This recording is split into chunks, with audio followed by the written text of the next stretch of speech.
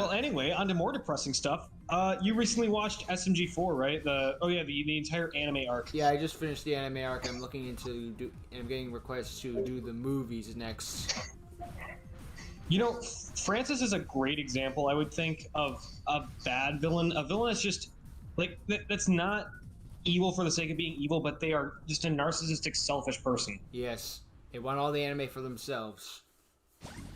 Right, and he doesn't care who he hurts to get that. Doesn't care who he kills to get that. Yeah, that's true. Yep. I mean, spoiler alert for anyone that hasn't watched it, but like if you haven't watched it at this point, you're probably not going to. Yeah, he pretty much just killed Dusty and then laughed about it because he got his anime waifus. He got all he could ever need, and that's why we took his. Well, we didn't take his life, but he's stuck. We should have. Yeah, but then we'd be no better than him. So we're gonna torture him for all eternity, I guess. I don't know. I mean, if we're being fair, yeah, that technically does make sense.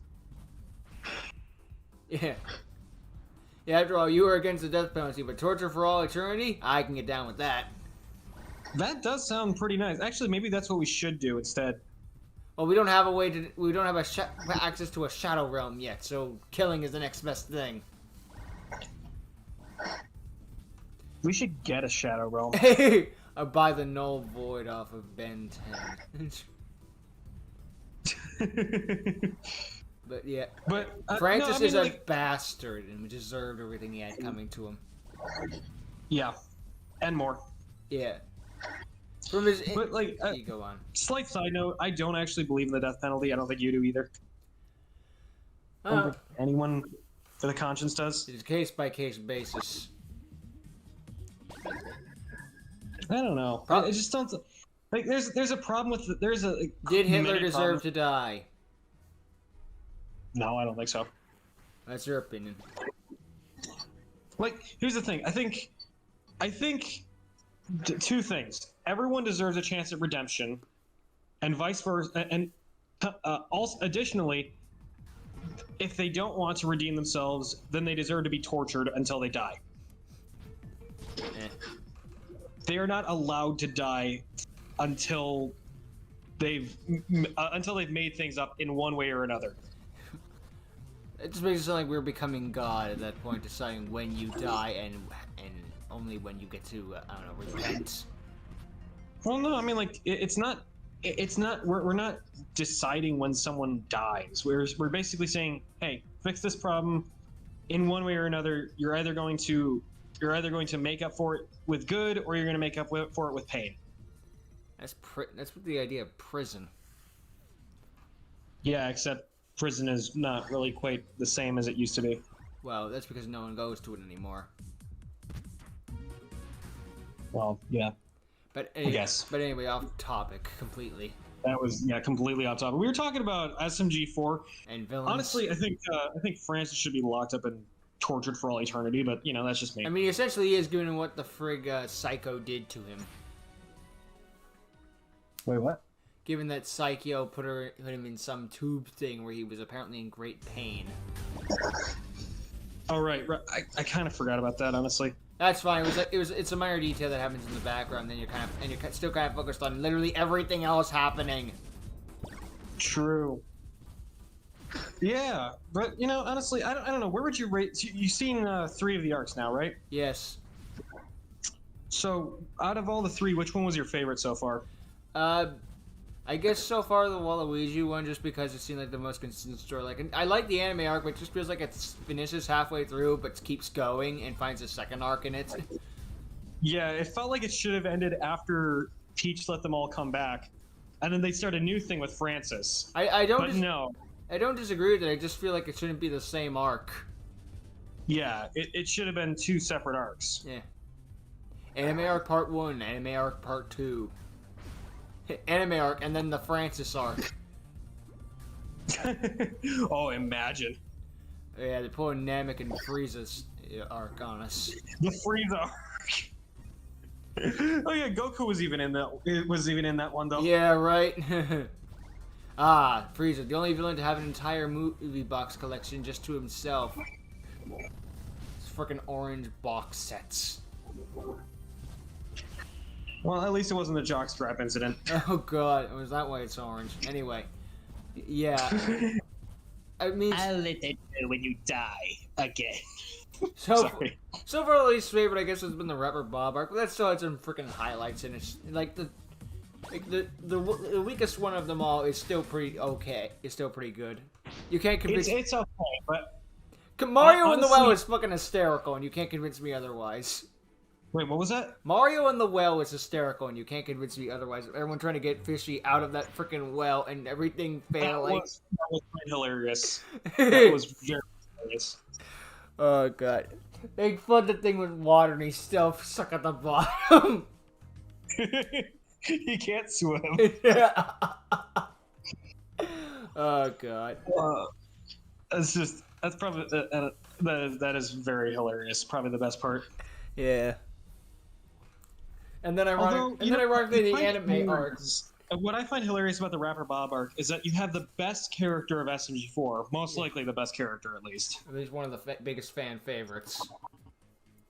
Yeah, and yet for some reason, the arc was probably the least memorable or enjoyable out of all of them, and it was about him.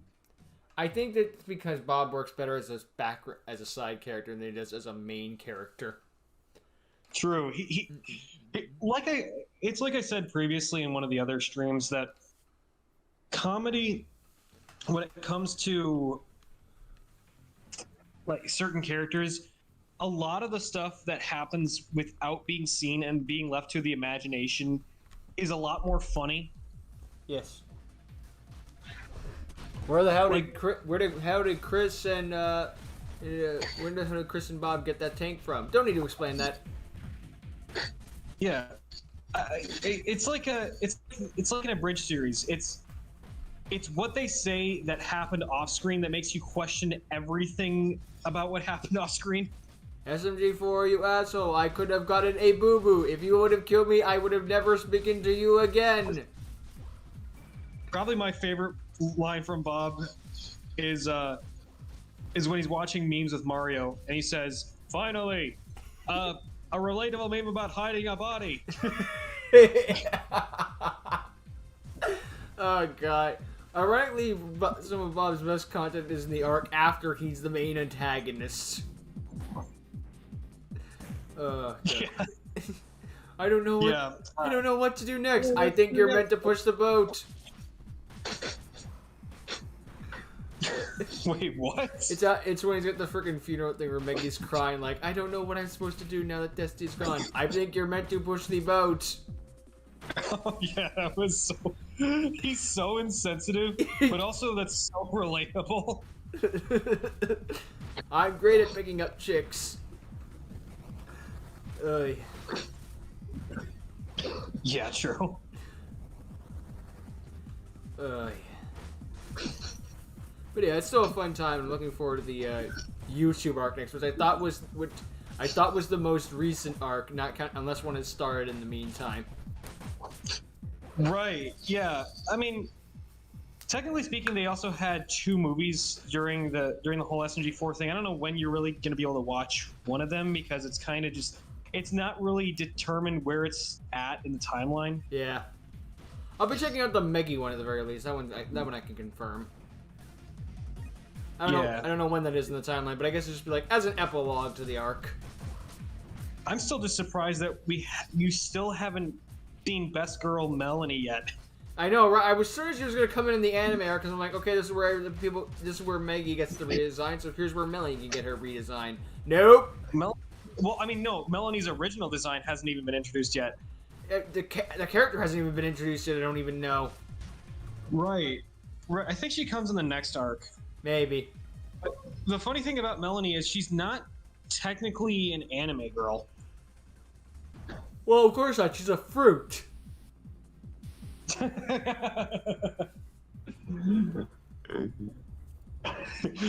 don't mean a homosexual. I mean an actual walking talking. Melanie. Eggplant. Thank you so much for explaining all this to me. Unfortunately, I'm really fucking stupid, and you're going to explain all that again.